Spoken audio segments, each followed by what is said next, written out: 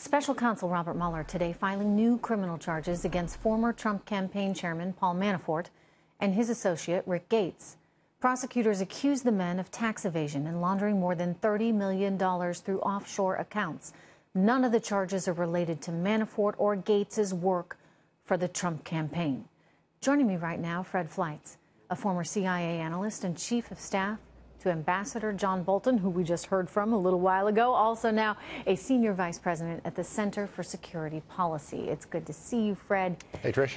Let's start first with the Mueller stuff. You know, they're putting together more evidence that Mr. Manafort was not necessarily above board in all those years before he came onto the Trump campaign.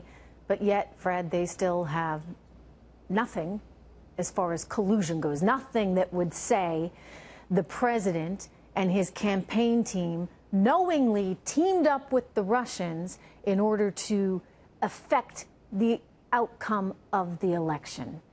So why is this still going on? Well, that's exactly right. I mean, it's infuriating to have these out-of-control councils indicting people for alleged crimes that have nothing to do with their mandate. And we saw this with previous councils.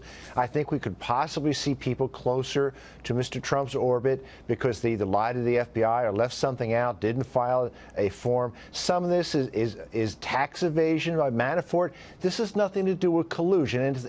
And in my opinion, Trish, if the collusion story has been disproved, this investigation should be shut down, and the president should talk about pardoning everybody in his orbit, because I think this is just a big fraud, and it is an abuse of our justice system. And isn't it perhaps what Vladimir Putin wanted? I mean, if we go back and we look at all this and how it came about, it's because of that phony, discredited dossier compiled by a former British spy who had connections with Russians. The Russians knew he was putting this dossier together because it would be important for the opposition, Hillary Clinton and her campaign. And what did they do? They fed a whole lot of garbage to Christopher Steele. And yet this gets back into the hands of the FBI, and next thing you know, we get a FISA warrant on the Trump campaign because of it? I mean, how messed up is that, Fred? That's right. When I started at the CIA in the 1980s, I worked for something called the Active Measures Branch. Active Measures is a Soviet term for political warfare, disinformation, propaganda.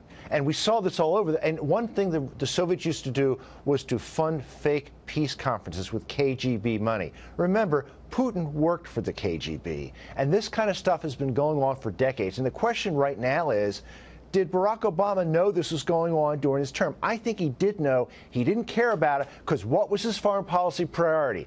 Climate change. Climate change. That's right. That's right. How could I forget?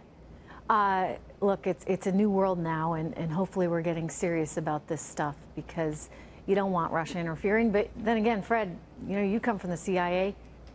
We can't be naive on this stuff either, right? Haven't they always tried to, in some way, shape, or form, influence elections? And aren't we doing the same, I hope, over there?